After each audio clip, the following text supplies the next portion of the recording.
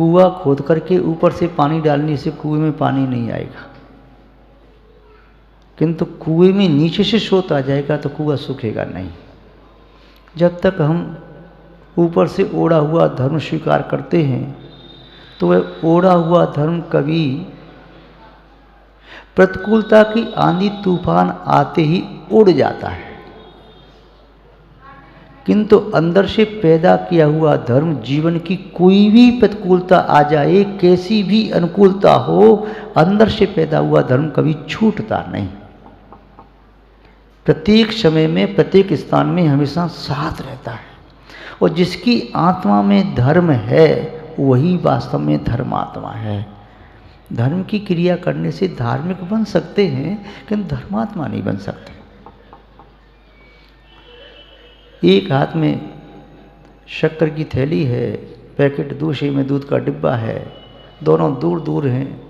जब तक एक दूसरे में मिलने को तैयार नहीं, शक्कर दूध में घुलने को तैयार नहीं, दूध शक्कर को अपने अंदर स्थान देने को तैयार नहीं, तब तक दूध मीठा ना होगा। ऐसे ही जब तक हमारी आत्मा और धर्म की क्रियाएं अलग अलग रहेंगी तो ये तो कहेंगे कि दूध भी है मीठा भी है, पर दूध मीठा नहीं है। दूध भी है और मीठा भी है, पर दूध मीठा नहीं है। ऐसे ही आपके पास धर्म भी हो सकता है और आप भी हो सकते हैं। संसार में धर्म भी है, पुण्य भी है, किंतु धर्म आत्मा में नहीं है। और जब तक आत्मा में धर्म नहीं होगा तब तक आत्मा परमार्थ को प्राप्त नहीं करती। आत्मा परमात्मा बनने की सीढ़ी नहीं चढ़ सकती। धर्म की सीढ़ी पर जब आत्मा चढ़ती है तो परमात्मा के गंतव्य को प्राप्त करने के लिए गतिशील मानी जाती है। महानुभाव, यदि जीवन में धर्म धारण किया है, व्यक्ति स्वयं नियम ले लेता है कि मैं जीवन में कभी संकल्प पूर्वक जीव को मारूंगा नहीं।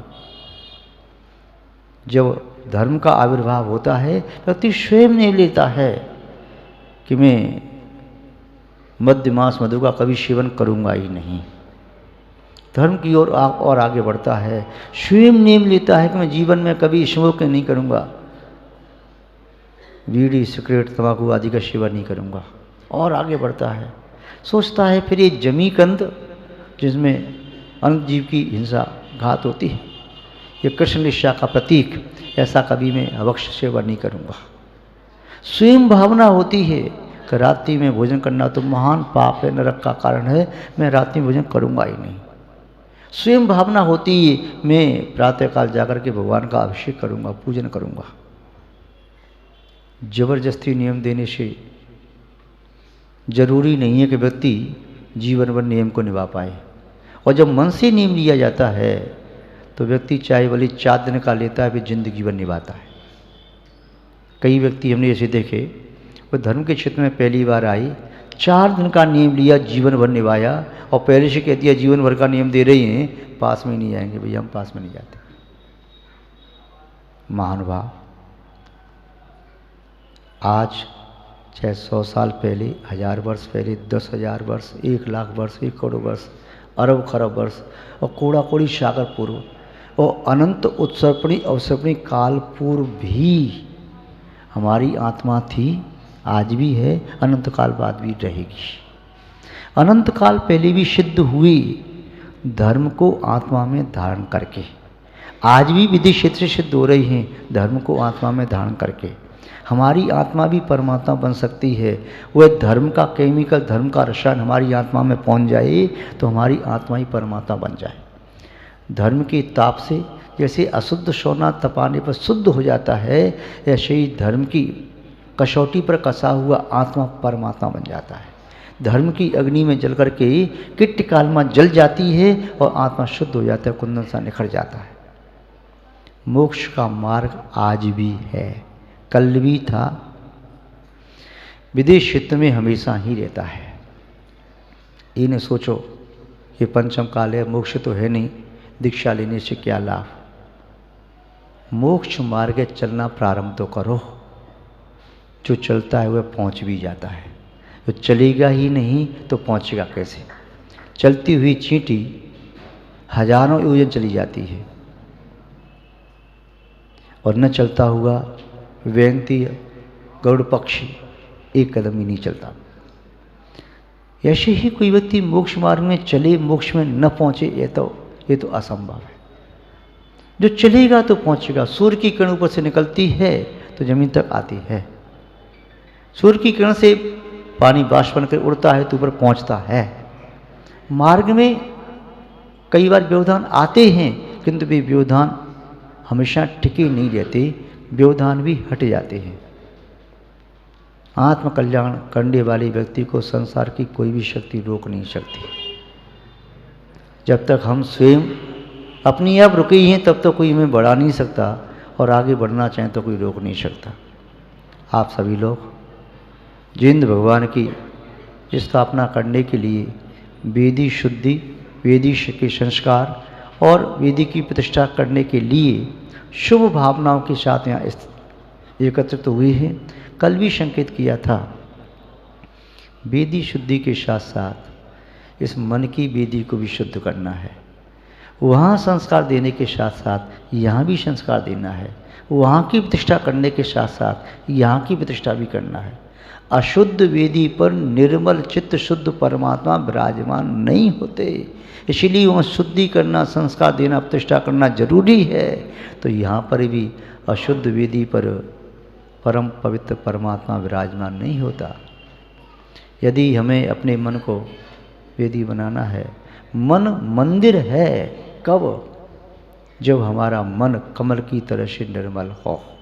यदि हमारे मन में विषय कसाय भरे हैं तो उसे मंदिर कहेंगे क्या?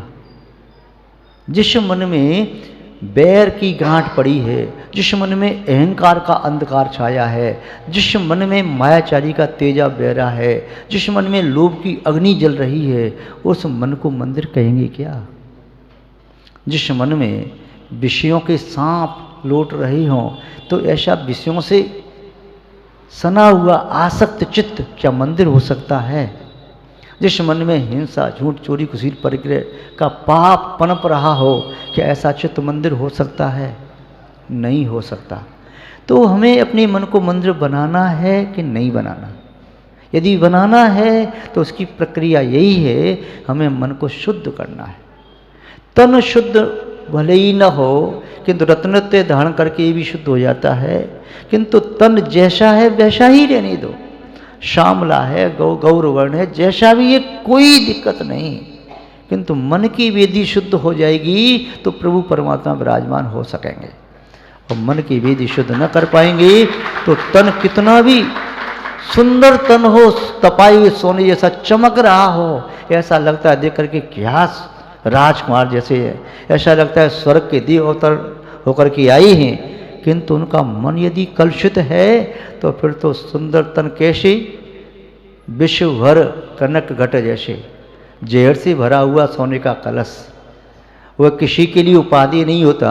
सोने के कलश में जहर भरा हुआ तो कोई पीता नहीं, और मिट्टी के कलश में यदि ग्रीष्म काल में ठंडा पानी है तो हर व्यक्ति पीना चाहेगा।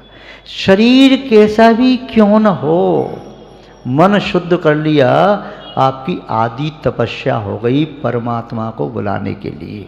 मन शुद्ध कर लिया, समझो तुमने परमात्मा के घर एक इनविटेशन कार्ड भेज दिया, आज नहीं तो कल, देर सवेर, देर हो सकती है अंधेर नहीं होगी, परमात्मा तुम्हारे द्वार पर दस्तक अवश्य देगा, आएगा, जरूर आएगा। तो मन की शुद्धि ही प्रभु परमात्मा को बुलाने का सबसे बड़ा आमंत्रण पत्र है। उसके बिना कितनी बड़ी बड़ी पत्रिकाएं छापो, उसके बिना चाहे और भी आयोजन करो, और मन को शुद्ध नहीं किया तो प्रभु परमात्मा तुम्हारी दस्तक पर आकर के भी लौट जाएगा। तो हमें अपने चित्त को निर्मल करना है, शुद्ध करना है। याग मंडल विधान को बहुत विशुद्धि से संपन्न करना है। ये मत सोचना कि हम याग मंडल विधान यहाँ पर ज्योति कॉलोनी की इस संत भवन में बैठ कर के कर रहे हैं। ये सोचना कि हम भगवान ऋषभदेव या किसी भी तीर्थंकर के समोषण में पहुंच गई, 12 सवाएं लगी हैं, 8 भूमियाँ हैं, और हम भूमि पर जाकर के हम साक्षात सौदरविंद्र, आत्मा यही है, शरीर कोई भी हो, यही आत्मा सौदरविंद्र बनती है। जिनकी भी बनी है उनकी भी आत्मा ऐसी है, आपकी भी बनेगी तो यही आत्मा बनेगी। शरीर की परवाह मत करो, ये मान करके कि मेरी आत्मा सौदेवेंद्र की आत्मा है। आप प्रत्येक व्यक्ति अपने आप को सौदेवेंद्र मान करके पूजा भक्ति करो, संभव है वही पुण्य का सब आपको होगा। प्रत्येक माता बहन अपने आप को सच्ची इंद्राणी मान करके पूजा करो, तब निस्संदेह आपको वही पुण्य का आसव होगा। क्यों सोचो हम सामान्य महिला हैं, हम सामान्य पुरुष हैं, भगवान की पूजा भक्ति यहाँ बैठ के कर रहे। ये सोचो जहाँ पर कुबेर ने रत्नों का पहाड़ जैसा संवत्सरण बनाया है, 48 कोष का, आंख बंद करके संवत्सरण का ध्यान करो और सोचो मैं अष्टम भूमि पर बैठ करके दिव्य संवत्सरण में, और ये चावल मत मानो, रत्नों से पूजा कर रहा हूँ, रत्नों का ढेर लगा रहा हूँ भगवान के सामने। जो मुझे पुण्य से प्राप्त हुआ है सब भगवान के चरणों में छोड़ता चला जा रहा हूँ, और भगवान के पद को प्राप्त करने के लिए ये सब छोड़ना परम आवश्यक है। इस प्रकार की प्रशस्त भावनाओं के साथ यदि आप याग मंडल विधान यहाँ संपन्न करोगे, तो याग शब्द का अर्थ होता है पूजा। तो याग मंडल विधान, यज्ञ शब्द इसी से बना है। यज्ञ माने पूजा के योग्य। जो यज्ञ करता है, यज्ञ करने वाला भी वह पूजा के योग्य बन जाता है। यहाँ पर भी पूजा करने वाले आप सभी लोग भी आज नहीं तो कल पूज्य बन जाएंगे, यदि सच्चे मन से पूजा करेंगे तो। जैन दर्शन की कोई भी क्रिया निष्फल नहीं जाती, इसलिए बड़ी विशुद्धि के साथ यहाँ भगवान की अर्चना संपन्न करें। याग मंडल विधान कल भी बताया, इससे बड़ा कोई दूसरा विधान अपने जैन दर्शन में नहीं है। पंच कल्याणक में भी यही होता है, अन्य कोई भी प्रतिष्ठा हो सब में यही विधान होता है। तो आप तो ये अनुभव करें कि मैं स्वयं पंच कल्याण की वेदी पर खड़ा होकर के वही पूजा विधान संपन्न कर रहा हूँ। उसी प्रकार के पुण्य का सब यहाँ पर भी संपन्न किया जा सकता है। आप सबका मंगल हो, शुभ हो, कल्याण हो। इन्हीं सद्भावनाओं के साथ जो ऋषभ विहार से भी हमारे समाज के महानुभाव अध्यक्ष महोदय, उपाध्यक्ष, महामंत्री, कोषाध्यक्ष आदि पदाधिकारी पधारे हैं, उन सभी को बहुत बहुत आशीर्वाद। विवेक विहार से भी वहाँ के अध्यक्ष महोदय आदि अपनी कमेटी के साथ पधारे हैं, उन्हें भी बहुत बहुत आशीर्वाद। कृष्णा नगर से, लक्ष्मी नगर से और भी अन्य अन्य कॉलोनी से जहाँ से भी मानव यहाँ उपस्थित हैं, उन सभी को वात्सल्यपूर्वक बहुत बहुत आशीर्वाद। यहाँ के सभी श्रद्धालु पुण्यात्मा महानुभावों को भी वात्सल्यपूर्वक सहस्रों लाखों करोड़ों बार आशीर्वाद। आप सबका मंगल हो, आप सबका शुभ हो, आप सबका कल्याण हो। इन्हीं सद्भावनाओं के साथ शब्द श्रृंखला को विराम देते हैं। जय बोलिए श्री शांतिनाथ भगवान की, परम पूज्य आचार्य गुरुदेव श्री विद्यानंद जी महाराज की, अहिंसामय विश्व धर्म की। जैनम जयतु शासनम, जयतु शासनम। सभी अपने दोनों हाथ जोड़ लेंगे। जैनम जयतु शासनम, जैनम जयतु शासनम। विश्व कल्याण कारकम, विश्व कल्याण कारकम। धर्म स्नेही सत श्रद्धालु यहाँ पर उपस्थित आप सभी भव्य वर पुंडरीक पुण्यात्मा महानुभाव, चलते हैं अतीत की ओर। उत्तर प्रदेश में देवगढ़ के समीप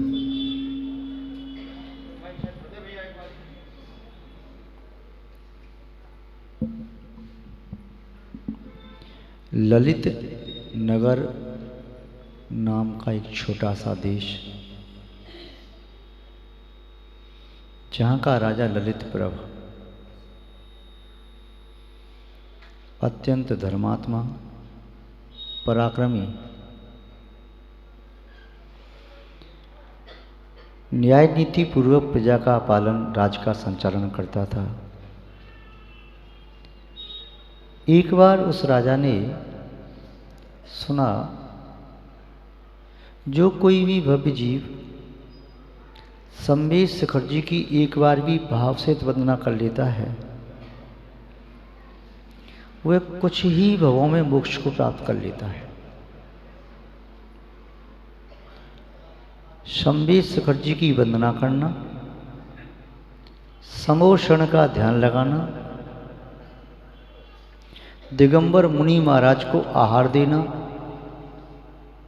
और नित्य जिनेंद्र भगवान का अभिषेक करना, ये चारों कारण उत्तम समाधि के कारण हैं। इन चार के माध्यम से उत्तम समाधि पांचवें कार्य की सिद्धि होती है। और जिसके पास ये पांचों कार्य हैं वह नियम से आसन्न भव्य है, निकट भविष्य में मोक्ष प्राप्त करता है। संभीषकर जी की वंदना के लिए चलना प्रारंभ हुआ। नगर में ढिंढोरा पिटवा दिया, जो कोई भी चलना चाहे चल सकते हैं। उसी नगर में एक अबला स्त्री के 2 पुत्र थे। उनकी उम्र कोई ज़्यादा नहीं, लगभग एक बालक की उम्र 12 वर्ष, दूसरे की 14 वर्ष। उनके पिता नहीं थे। घर में 3 प्राणी, माँ और दोनों बेटे। उन्होंने भी सुना शिखर जी के लिए राजा स्वयं चल रहा है, हम भी शिखर जी की यात्रा करें। माँ ने कहा, बेटा तुम अभी छोटे छोटे हो। नहीं माँ, उम्र का कोई भरोसा नहीं और हम राजा के साथ चलेंगे। राजा शायद तुम्हें साथ में लेकर के न चले। नहीं माँ, हम प्रयास करेंगे, कोई न कोई कार्य सेवा करेंगे, किंतु शिखर जी की वंदना जरूर करेंगे। चाहे सेवा करने के बदले में ही यात्रा करने का फल हमें मिले। माँ ने कहा ठीक है। और माँ स्वयं राजा के पास गई, कहने लगी, मैं अभी अपने घर को छोड़ के जा नहीं सकती। इतना धन नहीं है कि हम यात्रा अलग से कर सकें। मेरे बेटों का मन है आपके घोड़ों की सेवा करते रहेंगे और वे पैदल चलते हुए शिखर जी तक वहाँ वंदना कर लेंगे। राजा ने कहा ठीक है, सेवा करना चाहते हैं सेवा करें।